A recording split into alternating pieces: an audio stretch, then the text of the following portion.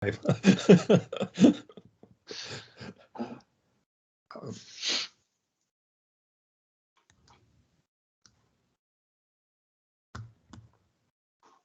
Roman, I am the first one, aren't I? Yeah. You're the first one. You can put up your slides if you want. Yeah, I think that's. And I mean, we have 1.5 hours, so everyone has 30 minutes. So probably it makes sense to have 15 to 20 minutes presentation, and then a few minutes or 10 minutes for discussion. That is good.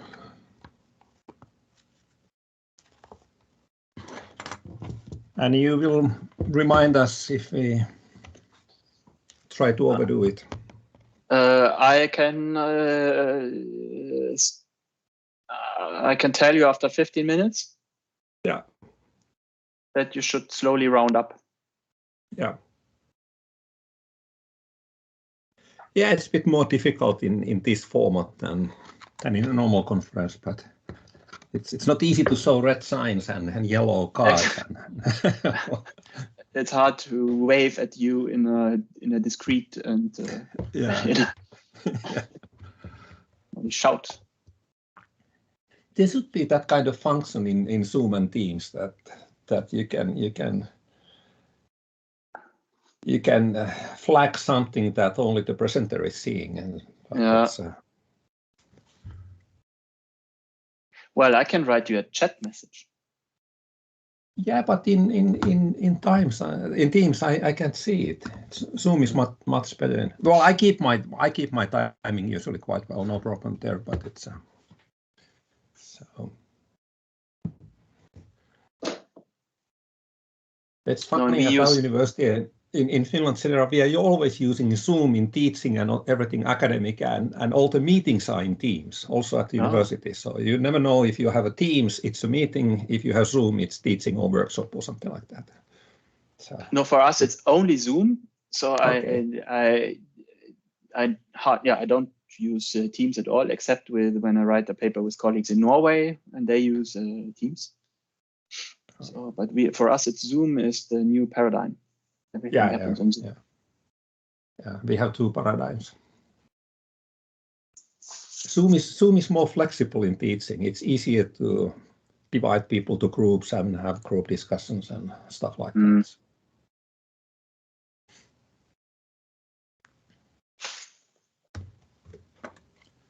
So we have 1 or 2 minutes to go.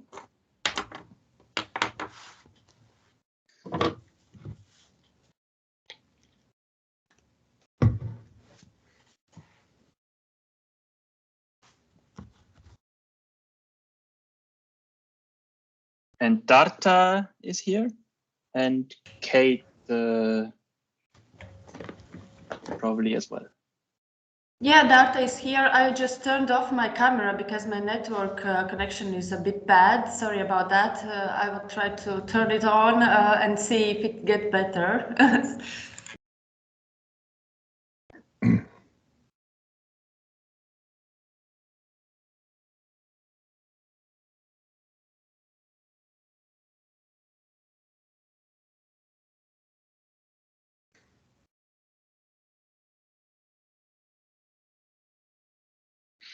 Okay, so now it's 10:30 or 11:30, depending on where you sit. And it's time to start this first paper session on agency and in city and regional development. And we have 3 exciting presentations, 3 different papers. The first one by Markku Sotarauta, Heli et Gyari on agency and path development in peripheral regions. Then the second paper is by Darta and Biruta on knowledge management and policy for sustainable society, for social sustainability. And then the third paper is by Kate and Biruta on the main challenges of social network use in local governments in Latvia. We have 1.5 hours, so we will organize this we will spend half an hour on each paper. So we can have 15, max 20 minutes presentation for each of the paper. And then there is time for questions and comments. You can save your comments and questions for after the presentation. or you can type it in the chat and then we will take them after the presentation. So I will not talk anything more and give the word directly to Markku and the first presentation. Thank you, Roman. As my name is Markku Sotarauta. I'm from Tampere University in Finland, and I will be presenting our case study on behalf of the group. And unfortunately, Heri and Jari can't join us today. They are sitting in a Teams meeting at the moment. The paper is about change agency at local level, but as I will show, it's also crossing the special scales and common scales. And the focus is on Eastern Lapland in Finland and the crisis there and the path development and related agency. Our research questions are here. What are the patterns of local change agency like in peripheral regions? And here we are focusing essentially on one region.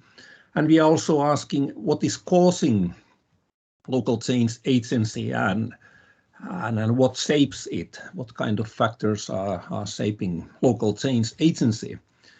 And here is a global map where you can see Eastern Lapland. This is just to show you that, yes, we can label it as peripheral place.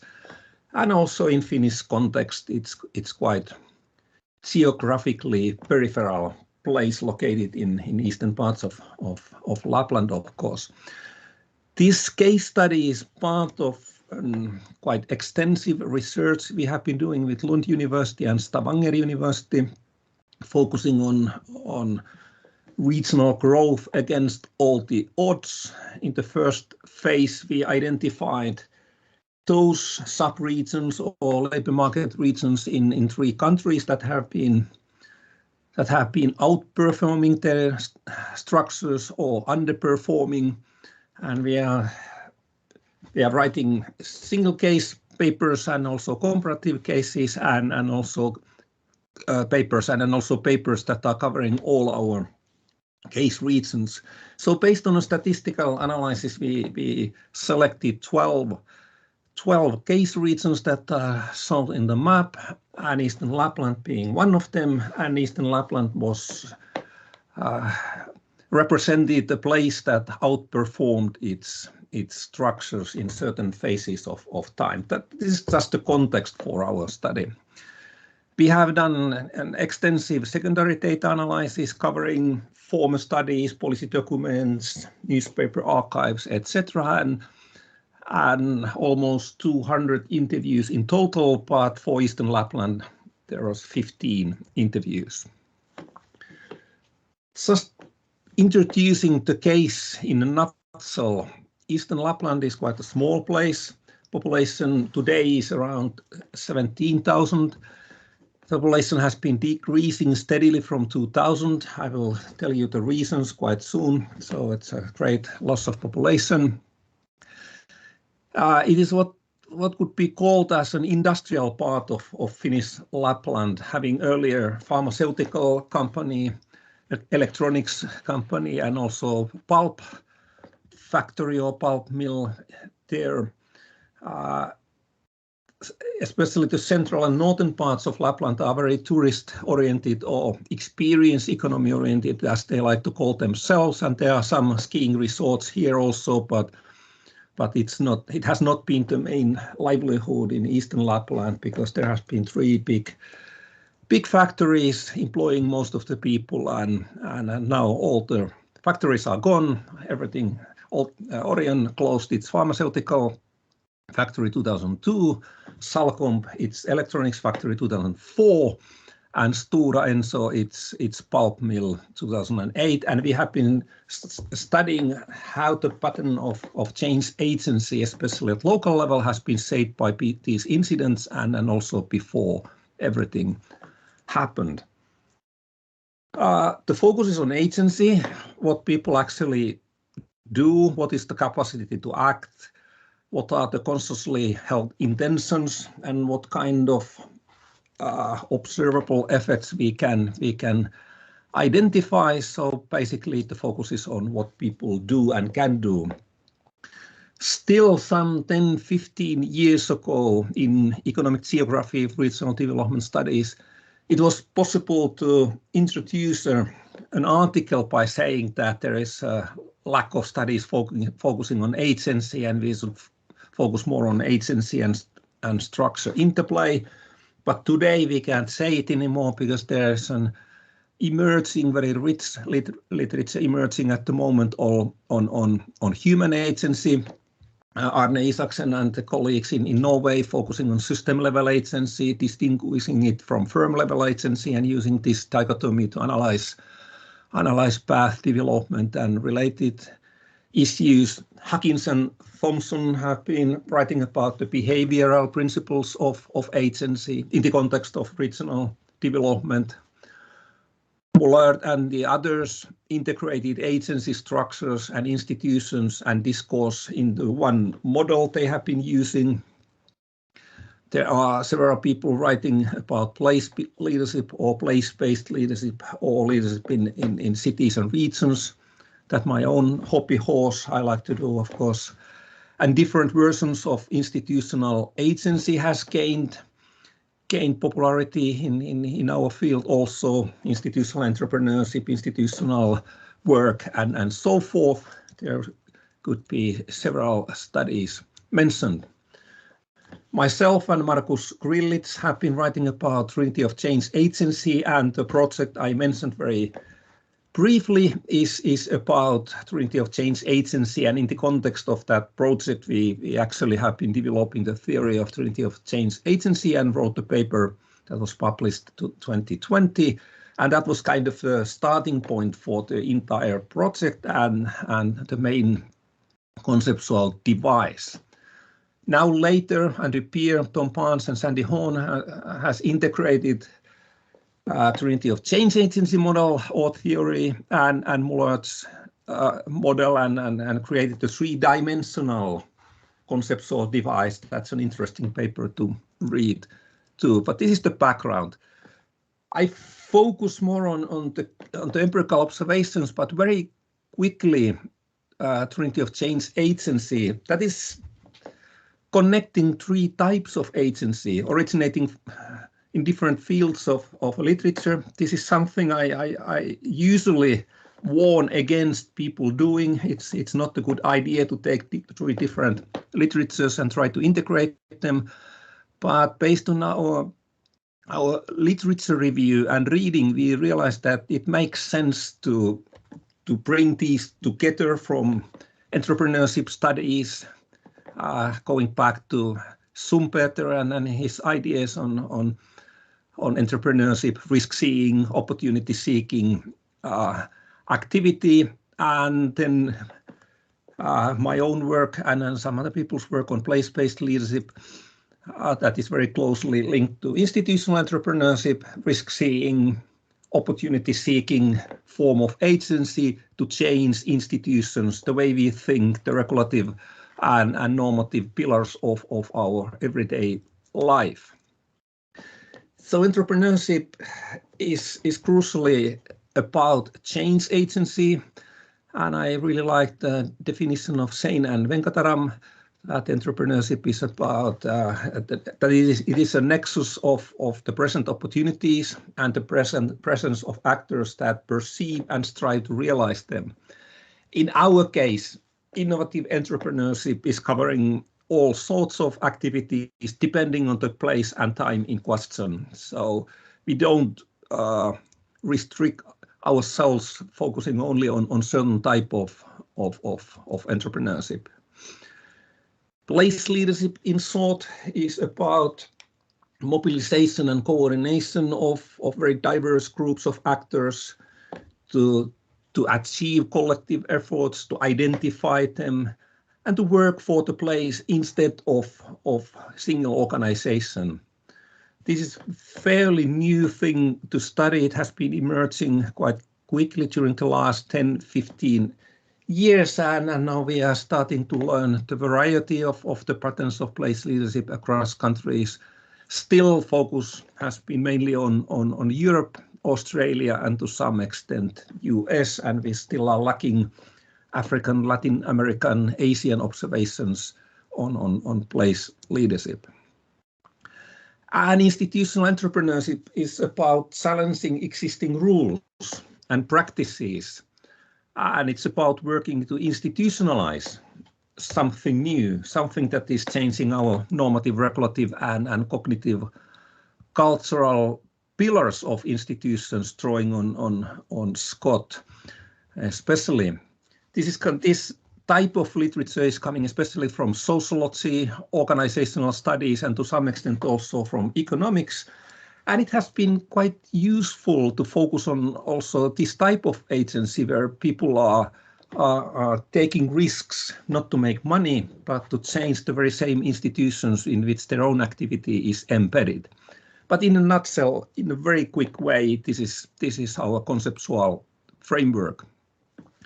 We have also been interested in what type of agency we are witnessing and what roles different actors are having. And usually in our field of activity, when talking about policies, smart specialization policy being the favorite kid of the block at the moment, we focus on assigned and formal authority, those people who are working for local and regional economic development and are having authority to mobilize. And then they are trying to mobilize those who are not having interest in regional development per se, but who might gain some advantages by participating in smart specialization strategies, for example, or some other type of policy making. But we have seen in this case and in some other cases that we are having also actors who are non-assigned to promote local and regional development, but who are having formal authority from higher education policy field, from big companies, from science policy, and different fields of activity where the focus is on individual organizations or sectors, but who are not working by definition for local and regional development. That's why we call them non-assigned, but having formal policy authority or governance derived authority. Then we can also witness people who are having informal authority, who are assigned, champions of civic and voluntary organizations which are working to change conditions locally so that the local conditions would be more supportive for their members or whatever is the question about. And then interestingly, we may have business leaders or professors from universities who don't have any authority, formal authority, who are non-assigned, but who still influence quite a lot the thinking and changes in places. Based on our study, we divided the long path development in Eastern Lapland into three main areas. The first one I don't focus much on, but it's quite important to understand what's going on today. And we labeled that the era of industrialization from the 60s to early this millennium. And after the Second World War, Finland was one of the poorest countries in Europe. And after the war with Soviet Union, there was a lot of rebuilding and also building the welfare system based on Swedish model, more or less. And one part of that era was the introduction of Regional Policy Act 1965. And quite quickly, already in the 70s, the thinking was that the whole country must be industrialized. So the regional policy was industrializing the entire country, focusing especially on peripheral region, was very supportive, quite proactive. And so there were the corporations that I mentioned earlier in different phases of this era, willing to establish plans on state direct subsidies, investment subsidies or development subsidies, but also local labor and resources. And so the formal and assigned central top-down policymaking was highly important during this era. Local government, the formal and assigned actor, was kind of place leadership, not in a sense we talk about it today. It was mainly reacting and responding to top-down policies very happily, of course, because it was favorable for Eastern Lapland. But there was no need for local institutional entrepreneurs because the state and the corporations carried the risk, saw the opportunities, and the question was very much about national level institution building. And innovative entrepreneurship didn't have any space to grow and there was no need for that because the major industrial companies was the backbone of a very small local economy, and Stora Enso is I think it's top 10, 7th or 8th largest paper and pulp company in the world, and Salcomp was working with and for Nokia and at some point owned by Nokia, so they were really important central, and Orion, the pharmaceutical, is the only and the main pharmaceutical company in Finland. So there were 3 strongholds of Finnish economy. But as said earlier, all the plants were closed, consumption of paper diminishing, Stora Enso closed mills all over the world. They got 16,000 jobs altogether globally, so it's a really big number. And the state regional policy had changed from exogenous policy to endogenous, the idea being that the state is helping those regions that can help themselves. So the arsenal, the policy instruments were quite limited compared to what it used to be. And so the formal state regional policy was weaker than earlier because the thinking has changed quite dramatically, in line what happened also in other countries, but suddenly Eastern Lapland, well, not suddenly, but in the course of time, the position of Eastern Lapland changed. It was not a favorite kid in the block anymore, and this is also important because all the networks, national level networks, were based more on regional policy than anything else, and the corporations, and when you lost regional policy schemes in the sense that we used to have them, and also the main corporations, the locals faced the shock of losing jobs, but also losing the playground they were so used to for decades. And at first, there were mobilization of rallies to protest the decisions. They tried to lobby the ministers, the government as a whole, the corporations, but of course failed because there were solid arguments behind the corporate decision-making. And of course, the local people didn't like it, but they didn't know what to do to put it bluntly. The place leadership, the formal, was quite weak because it was a new situation. They were quite handless, so to say, and the local activities were fragmented and sporadic, and some of the demonstrations were led by informal kind of place leaders, like one very famous Finnish actor from Helsinki who moved to Eastern Lapland and who gained a lot of media visibility demonstrating those decisions. But those were quite self-evidently not successful.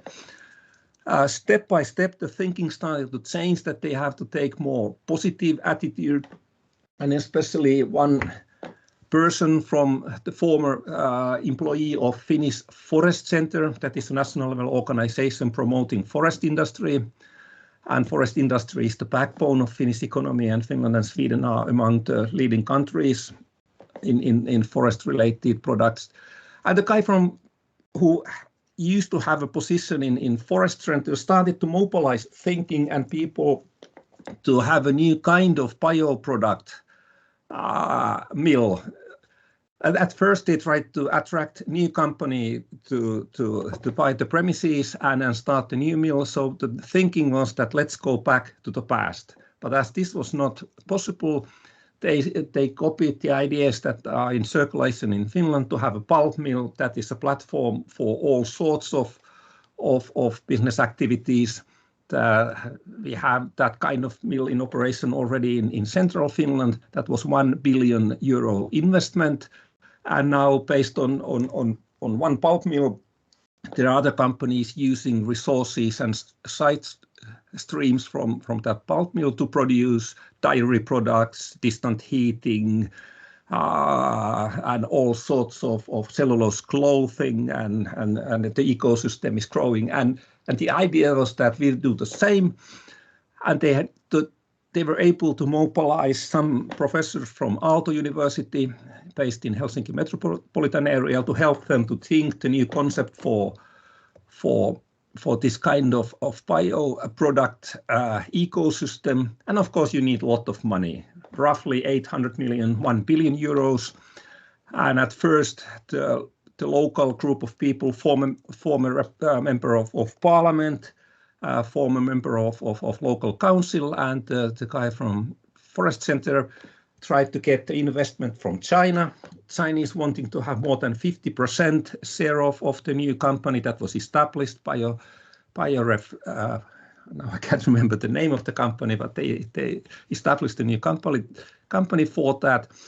And at the moment, they are raising funding for it, and the latest figure I was able to come up with was 200 million, and they are still some 700-800 million short, because they weren't happy to have Chinese having more than 50% share, and Chinese didn't want to become involved, less than that, and the Chinese company Kamke that was involved in negotiations was backed by Chinese investment bank. So 3 minutes. This is a story of local agency first demonstrating, rallying against the decisions, but step by step learning to increase innovative entrepreneurship or trying to attract it. And when they were not able to attract it, the place leaders started taking that role by themselves with the help of Aalto University academics, potentially with the help of Chinese, but that collapsed. And so the question was about mobilizing the resources and capabilities wherever they are. But as the forest-based bioeconomy race is very heated at the moment in Finland, it may be that Eastern Lapland is losing this race because there is a quota for how much you can use wood resources. Finnish companies are importing a lot from Russia, but still there is already one mill in building states in Western Lapland. There is one in central Finland, and it may be that the temporal window of opportunity was open, but it may be closing before Eastern Labs are able to do it. I think I skipped that one. We tried to flesh out the nature of these our three types of change agency, how it has been changing in time. But I simply say that when there was this era of external shocks, the closure of the factories, it was clear that the pattern of change agency, the thinking pattern of local people, was based on the history. They were still looking for radical investments, influence from outside of the region. They wanted to have state to intervene, and when the state was not willing to intervene as they wanted, they sought help from China. And basically the change thinking, the thinking how to promote regional or local economic development in this place was based on the first era. And now they have been learning how to mobilize and think differently. And the place leaders has started to emerge, but it may be too late. Who knows? Time will tell. But we are writing the paper at the moment, so the conclusions are a bit thin, I would say. But it is clear that the pattern of change agencies is path-dependent. In this case, it's shaped by the corporations and former regional policy. And it's quite easy also to see that the strong external influence, the strong top-down influence, weakens the local capacity to act. It's not a fertile soil to learn endogenous development models, new types of place leadership, and there is less and less governance structures supporting it at the moment. But in the crisis, individual surface, place leadership starts to surface, and the main emphasis is in mobilizing resources and power needed from different scales and from different countries and so forth. So, thank you very much for your attention. And our study also shows that this type of analysis is showing that the pattern of change agency is greatly different from place to place, even in one type of governance system, such as Finland and also Nordic countries. We are seeing and witnessing great differences between places. Thank you. Thank you very much. Time for questions and comments. And raise your hand.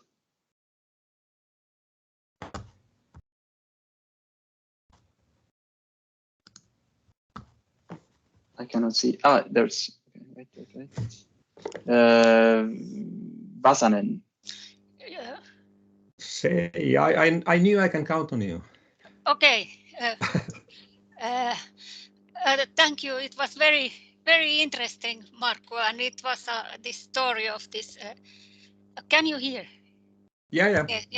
This story of this place in northeastern Lapland and this theoretical framework was very good. I wanted only to ask that, what are you thinking? Could this be explaining the same story, be explaining in the framework of entrepreneur discovery process and smart specialization, because that's also this some kind of collective agency, and it's also a question about discovering the regional strength and with the research and innovation. That is the question. That's some kind of entrepreneur discovery process where you find new things with the research and innovation and granularity. I mean, that is my question. First, very quickly, I go beyond our one case in Eastern Lapland, but we had 12 cases altogether in different parts of Norway, Sweden, and Finland, and we didn't witness any role for smart specialization strategy in any of these places. And because we looked at the chains and agency, not policies as such, but the policy didn't surface. Yesterday, in the European Week of Regions and Cities, we had a special session around our project, but we also had cases from Germany and Italy, and we were talking quite a lot about, in the discussion part of the session, about smart specialization, and I think the conclusion was that, yeah, it's one form of policy. It's not so new as people like to think. That type of mobilization of thing has been tried to achieve in Finland under different rubrics for a long time, and it's highly difficult. And usually it's a new name for all things that European regions are using. So are we seeing real smart specialization stuff in Europe? I would say much less than we think. And it's because the place leadership capacity is quite weak in many places, and the policy is a good tool for if it's used. But the capabilities of local and regional development actors in most part of Europe is not supporting smart specialization strategies, and that's why it's only paper among paper and not real influence. But I mean more this not necessary policy. It is this entrepreneur discovery process. It can happen without policy. It's not necessary written policy or policy document. It's an entrepreneur discovery process which has been which is part of the entrepreneurship. It's and we can. And in our cases, we can see entrepreneurial discovery processes if we want to label it using our framework, but we don't see the formal policy. That's true. But we can see skillful local actors who are mobilizing policy if they need it or something else. Sometimes Chinese, sometimes something else. So I like the thinking of smart specialization, but I don't like the fact that we are not appreciating the fact that people are not skilled to do it. And that's why we are having just paper, not the action, in the policy side of the coin. Yeah. There's time for one more question.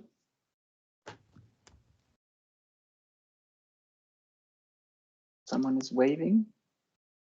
I think it's still Seiya who is waving. Then I have a question. Okay, go ahead. Yeah. Markus, thanks. Great presentation, very interesting. You talk about this change agency, and then I was, and these different 3 dimensions, or the Trinity of Change agency. And I was thinking that your cases deal very much with peripheral regions. And then I was thinking whether the same takes place in urban regions. And first of all, is it easier to exert change agency in peripheral regions because it's smaller and you know people, and than it is to exert change agency in Helsinki? Any thoughts on that? Yeah. And when we started constructing this theory, we decided to go for peripheral regions because there is demand for that. And on the other hand, it's easier to study in smaller places. That was one thing. It's more difficult to study in big urban agglomerations, but still the change agency is embedded in structures in places like Helsinki or Copenhagen and stuff like that. And it's not always so locally embedded, but it's sectoral, certain ecosystems or networks, and there are many things going on at the same time.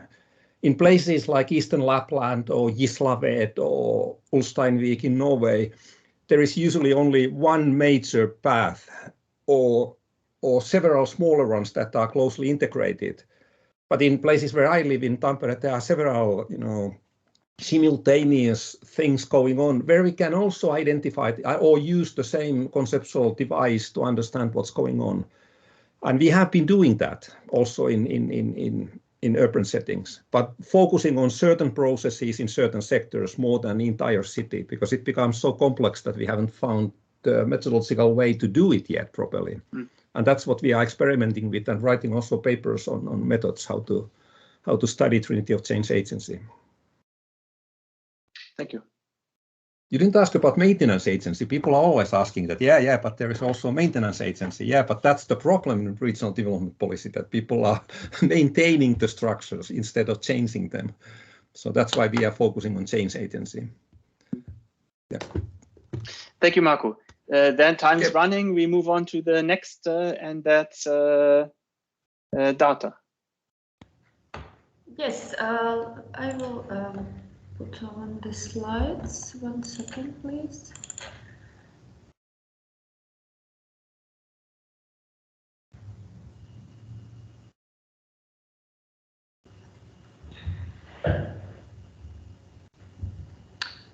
Is everything okay? Can you see the slides? Thank you, great. So this publication I'm writing together with Birutta, who is also present here, about knowledge management in policy making in the aspect of social sustainability.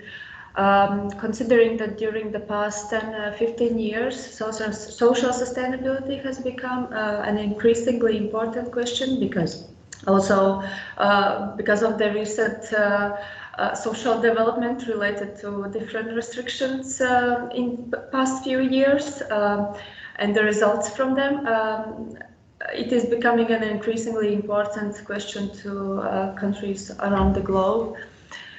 And so the aim of the publication and the research is to find possibilities or options to improve the knowledge management in the social policy making cycle in Latvia, and the research methods used were, of course, literature review, expert survey, where we asked to evaluate different aspects and also statistical analysis of this survey. About the literature background, the policy-making cycle is a process of decision-making, and which involves collection, evaluation of evidence, and to substantiate the solution of a defined problem, as well as, of course, communication with the different parties, the society, stakeholders, as an integral part. And as in my previous research, I have already concluded that especially evidence-based policymaking does help to implement social sustainability strategy in social policy.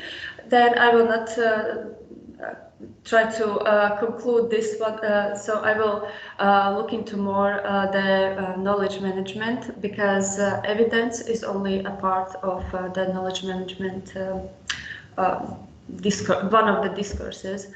There are in total 6 discourses that I have gathered, as you can see in this circle or cycle. These stages or different discourses in knowledge management theory, these are interlinked. However, they are not specifically bound to this cycle. They can happen basically in a different direction, or even at the same time.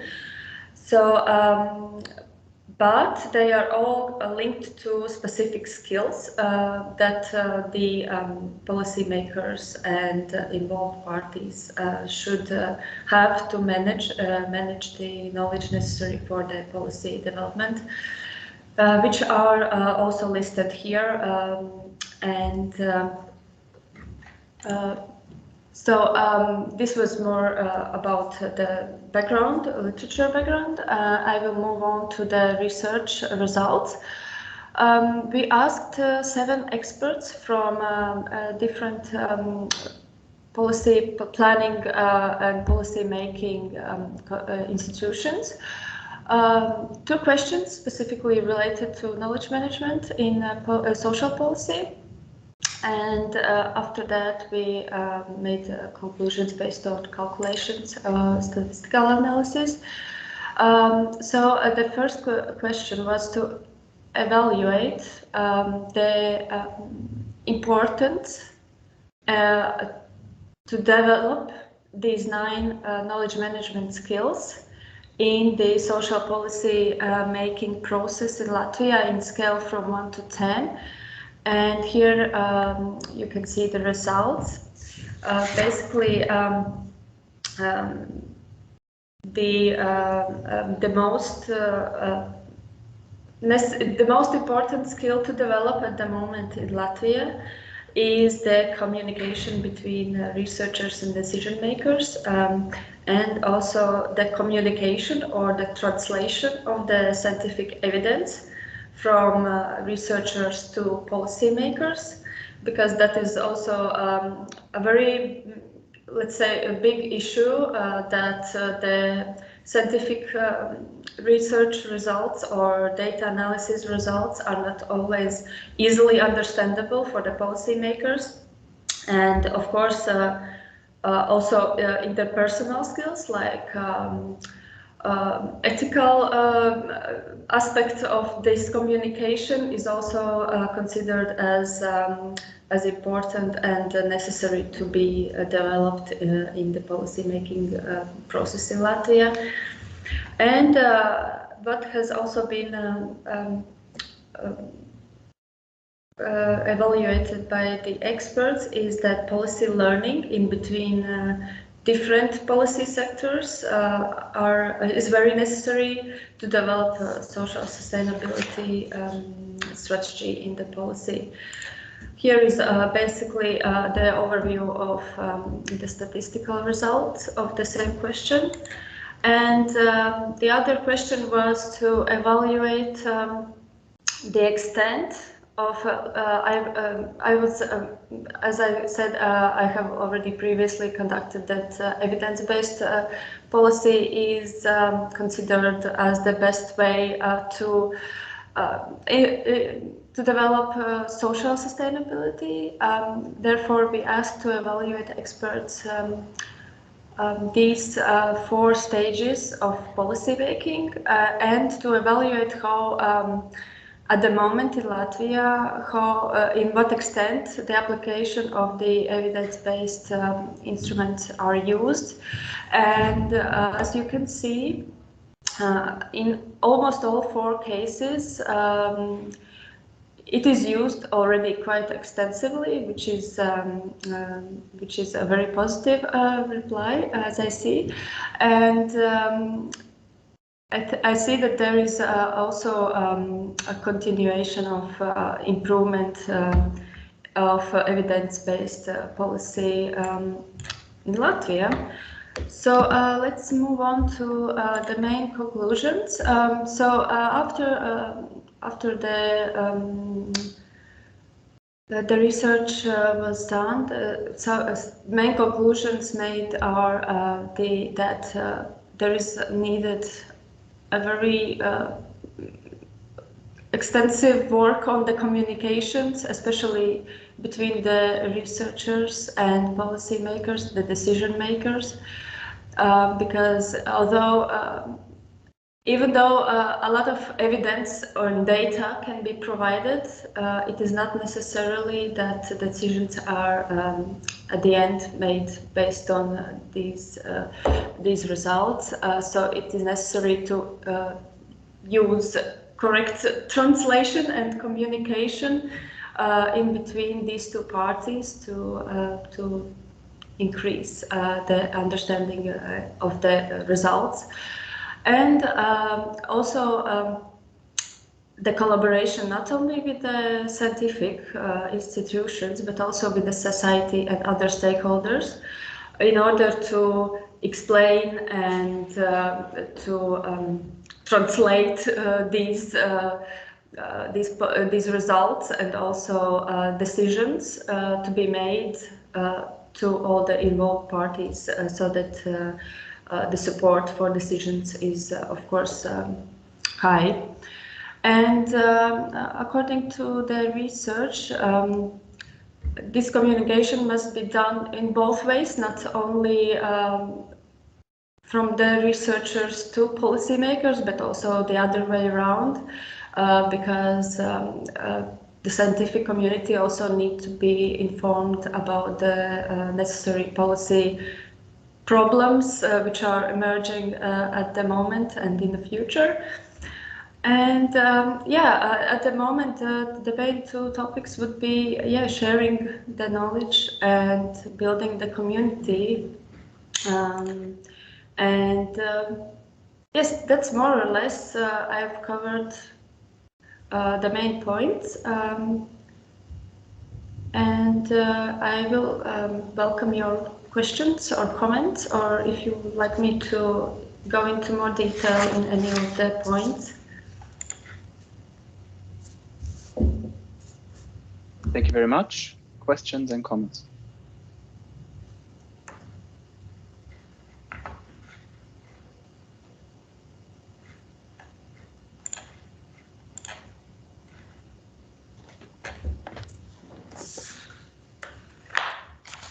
Markku, and then Gary. Okay, thank you very much. It was highly interesting, and I always welcome all the studies that are focusing on skills and capabilities in policymaking and stuff, because we simply don't know enough about that. We somehow think that the past capabilities are okay also in the future, and that is not the case. My question goes a little bit beyond your presentation.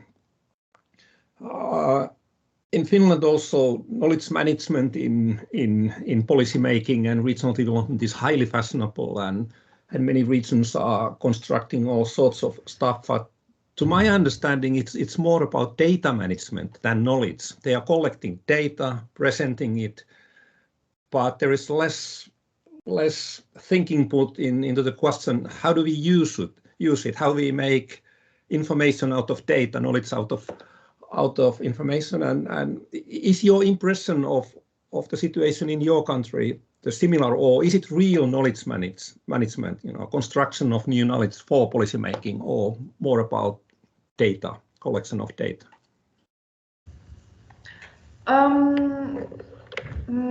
I would say, well, I did focus on the knowledge management, also including these for example, interpersonal skills and the collaboration in between different policy-making sectors. So I saw that there is a lot of improvement needed in this aspect. But of course, also in Latvia, there is a lot of improvement can be done in the way data is gathered, and also how the data is then, let's say, translated for the policy purposes.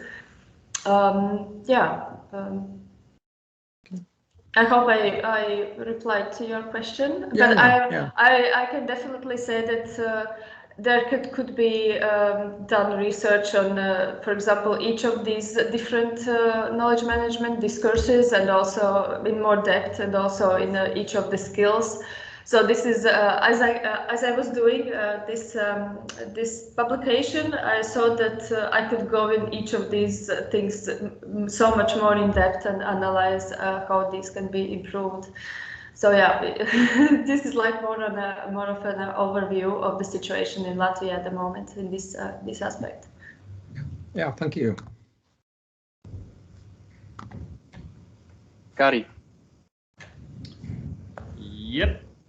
My question concerns divide. First is digital divide, and second one is regional divide. So how the knowledge, which is what is in the central office of government, distributes to the countryside, to the peripheries, and also I realized that this is actually an old story, but still relevant.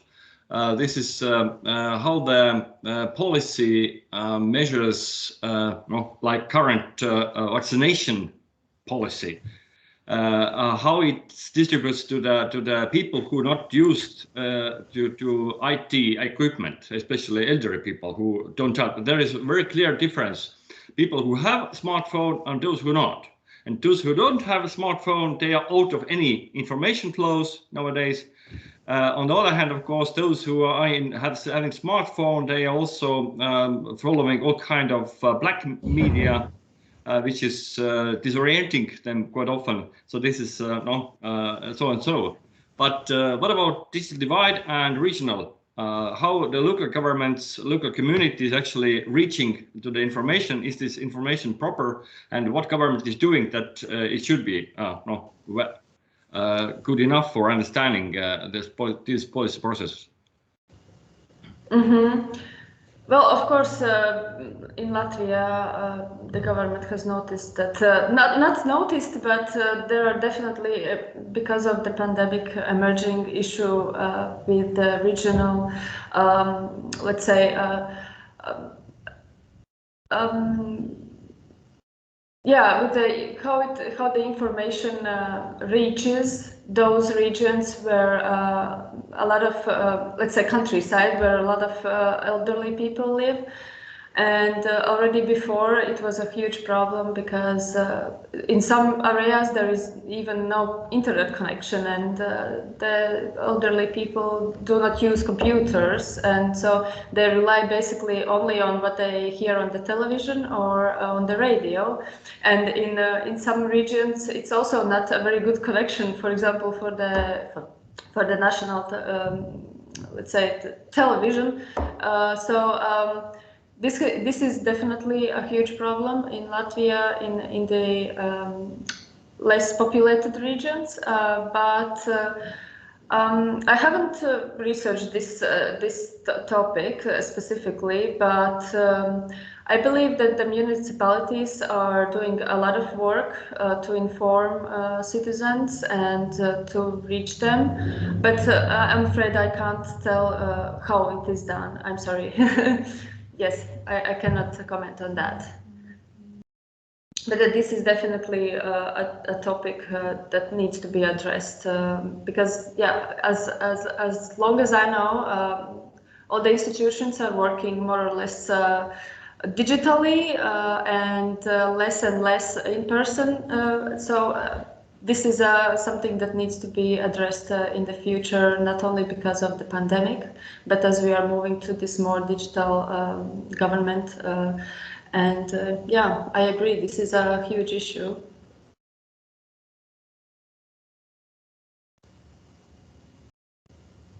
Thank you. There is time for more questions.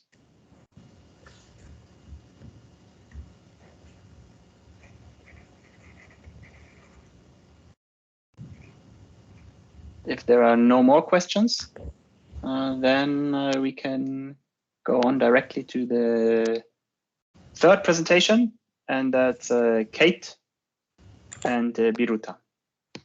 Yes, hello. I will share my presentation in a minute.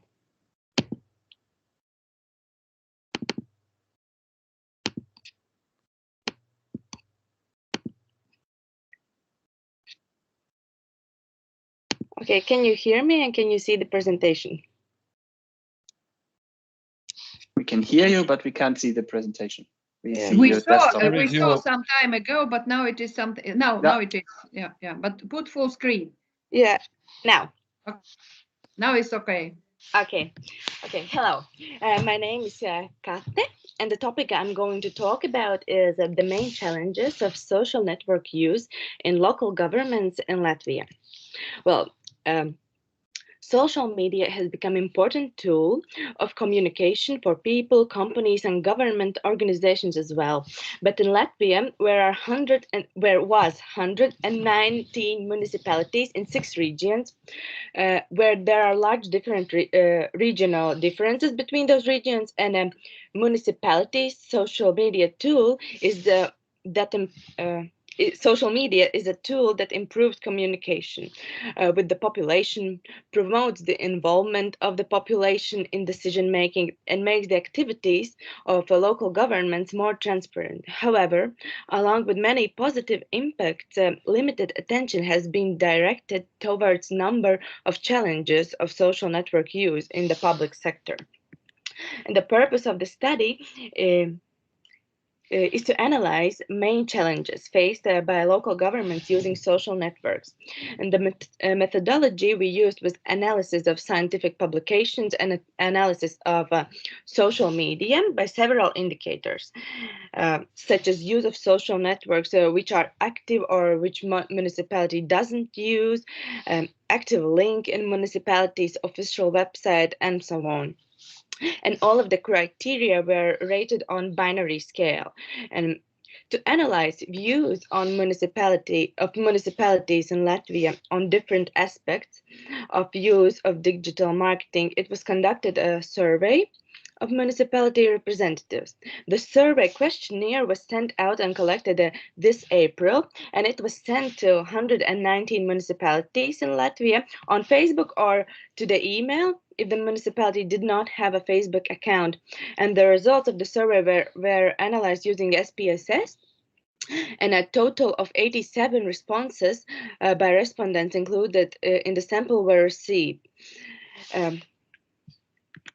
Evaluating information sources from 1 to 10 after using them to provide information to inhabitants about the municipality's activities and events, the highest average rating was for municipality's website, followed by social networks, which was also expected, as both sources are widely used and popular today. But the legislation in Latvia stipulates that each municipality must have a website, but the use of social networks is not stipulated at all. The next most frequently used source of information for a municipality with inhabitants is a municipal or county newspaper, although there is a lot of talks in Latvia about the decline or even disappearance of magazines and printed press in the future. But at the municipal level, this is one of the most effective sources of information, which is important for both the municipality and the population.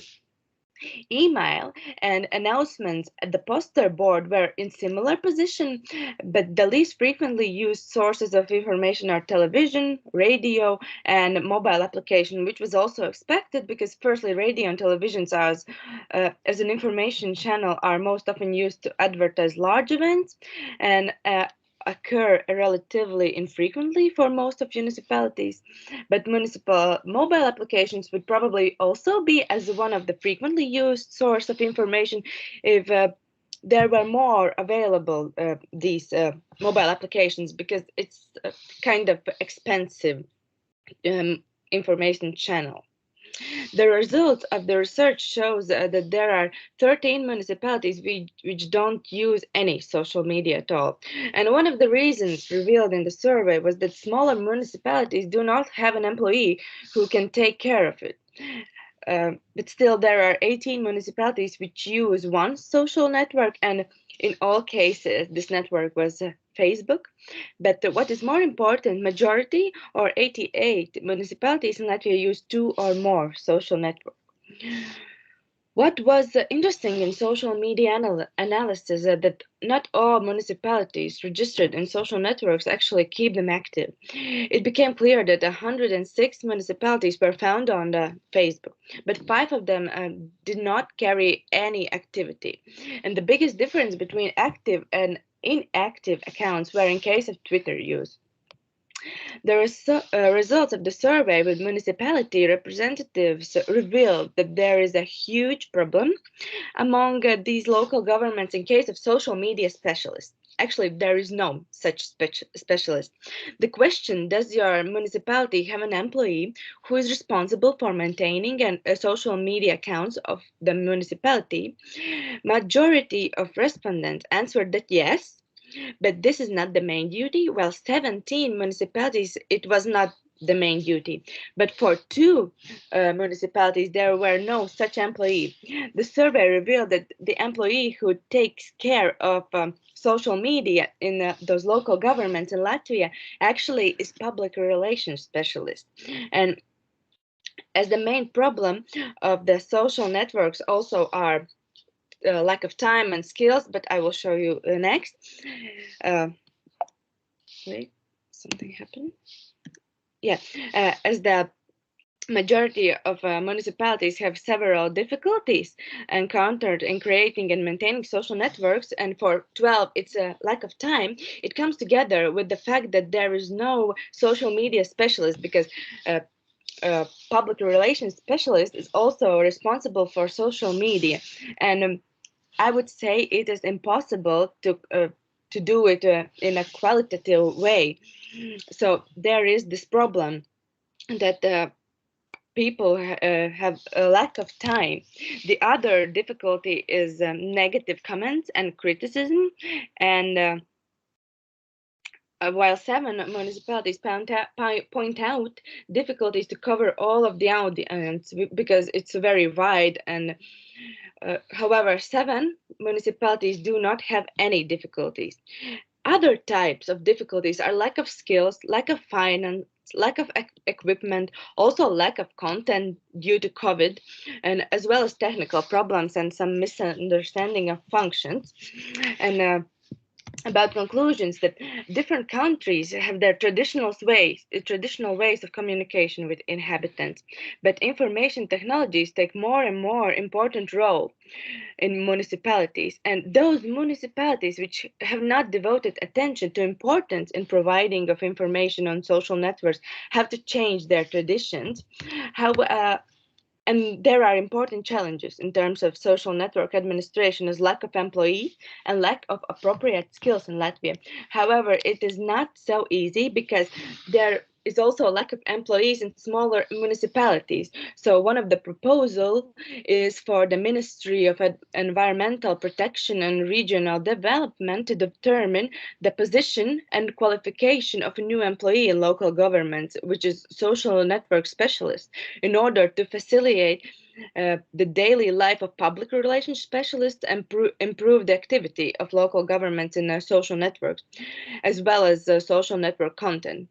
As well, it is necessary to establish a regulation on the use of social networks on local governments in the same way as for the websites, in order to reduce regional differences and introduce equal rules for all of the municipalities, regardless of their size or popularity. And thank you very much. Thank you, Kate. Questions?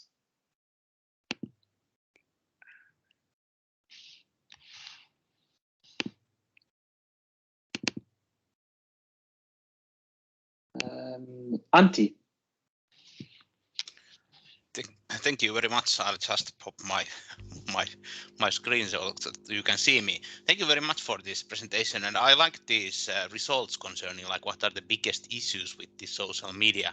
I don't know about this public organization and their social media too much, but I have some experience on working in our university, in our unit's social media influencer, so to speak. And I totally agree with this first, the main issue, the issue with time and the lack of time. And this is very difficult thing to do, because you either have like two options. You kind of have a specific person who is doing all this social media stuff, or you don't, kind of.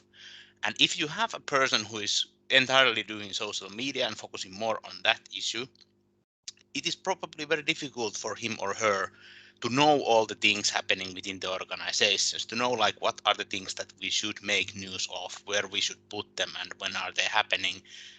And a lot of effort should be put on coordinating like this thing that they will get constant, because it's not enough to post something occasionally. You need to have kind of weekly, monthly basis for your posts in order to stay up in the social media, so to say, and probably of course always share the relevant information concerning things. But this is very difficult for individual who doesn't understand very well what is happening within the organization. So if you have a good influencer, probably he or she is not very deep within the organization, what is happening within the organization. And if you have lots of people doing the things like we have tried, it is quite difficult task for people who don't kind of enjoy or have skills in social media to start trying to post things. So I really like what you have discovered the results, and like to point out this kind of difficulty in I'm not very good at posting on social media, but I try to post things. Actually, just before this session, I posted some of our students getting new jobs in ministries and things like this. But like it is really difficult thing, and I wonder, do you have any insights or ideas concerning this issue of having a specific influencer or not? Thanks. Okay, thank you. Wait, Kati, can you stop your sharing, because it appears that I cannot stop it. Okay. Please turn off your sharing before you start. We have now double pictures here. Okay, thanks. Okay, now you see. Okay, thank you for your question. I understand. If you talk about influencer, I can't see any normal way how a municipality can have an influencer who is not in that environment and just post something on social media. But if you have an employee who works in the municipality, who goes to those events and know what's happening, then there is no problem. I can't see any problem. Of course, maybe I see a bigger issue in Latvia is that there are very large municipalities. For example, as our capital, Riga, it is very large municipality. In the same time, we have very, very small municipalities where are just like 4 or 5 employees. Then those people who work in Riga and who post on social networks, this person has a lot to do. But in those smaller regions, smaller municipalities, this employee maybe if he or she doesn't have that much what to do in a daily life. So in some cases it can be like a also social network specialist, but with some duties for like helping public relations specialist or something like this. This is the more important thing in Latvia than like influencer who can help. It's not impossible, but I can't see any way how it could work.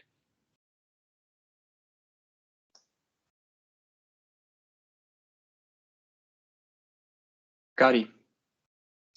Yep, thanks. It's really interesting, and I've been dreaming that someone will take this social media impact, but of course my particular interest is on planning, but this is ridiculous.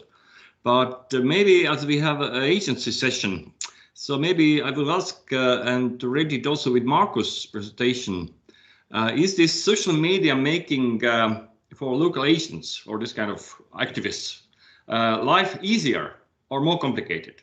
Because on one hand, you can communicate with people in much easier way. You can share information with zero cost. On the other hand, of course, you may have also opponents who can actually collect some pseudo problems and false information and destroy your good ideas. So how is you feeling? Is it pro or contra? Thank you. Very interesting question. Well, I would say this is more complicated for municipalities, but it's definitely more easier for population, for citizens, because you can search everything on Facebook or so everywhere. Yeah, but like municipality, well, it's more complicated because other sources like website and newspapers, they are staying, they are not disappeared, and you have to work on that. And also now you have that social media. But anyway, from the activist point of view, local agent point of view, if it's also involved, if this person is involved in local government, so is it maybe you have this experience, maybe this was not part of your research, but is it making the life for those activists easier or more complicated? Well, as we had a survey, yes, I have some answer that this is more complicated. Some public relations specialists also said, apart from survey, that yes, it's very hard for them, and because as I previously showed, that there are this lack of time, lack of skills, and they can't do it in a very qualitative way. This is complicated, but I also can see that they do not use social media because everyone use.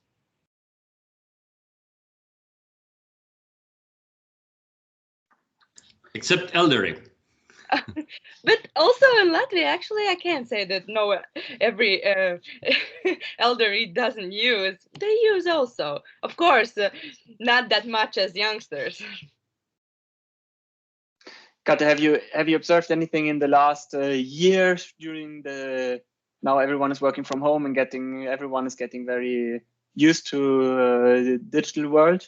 Is there any changes in the use of has there been any changes in the use of social media throughout the last year? Can you say anything on that? Yeah. Well, this survey was we made the survey this April, and it was also like pandemic timing. So and the problem some specialists told me it was that they have lack of content to post on social media because nothing is happening, no events, and well, nothing. They can share something about finances and something like this, but yeah, the lack of content is a problem. But for example, such things as newspapers in municipalities, they come out every month, and this has not disappeared during the pandemic. One more question, because I find it very interesting, but I can imagine that the municipality has different target groups or different aims with a social media presence. So one thing is to market events or market towards tourists, more this marketing side, and the other side is informing the local population about I don't know, elections or whatever, like more informative, and the other one is more on the marketing side. Did you find any differences there? Yeah, of course. Well, this is the problem because there is no regulations on this. What you have to post on social media, you do as you want. For example, we have a city, Sigulda, which is very popular for travelers in Latvia. If you go to Latvia, you probably will go to Sigulda, and there is a well, I think there is a person who takes up those social media, and all of their accounts are perfect for this tourism, for marketing. They know what they do. They do not share that much content about what's happening in municipality, but they share what to do there and so on. For example, at the same time, in the municipalities where this person who takes care of social media is not that good, which not have that skills, yeah, he shares just some like information about bureaucracy and so on. It depends on the person. So this is the problem.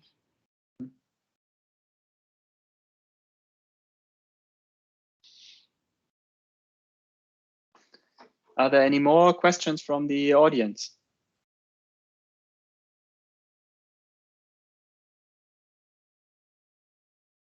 If that's not the case, I think we can close that session. Thank you, the three presenters, for your very interesting presentations, and also thank you for the audience. Thanks to the audience for asking questions and making this a lively debate. I guess it's lunch break, and we continue. Yeah, thank you. We continue after the lunch. Good appetite. Yeah, thank you. Bye-bye. Bye.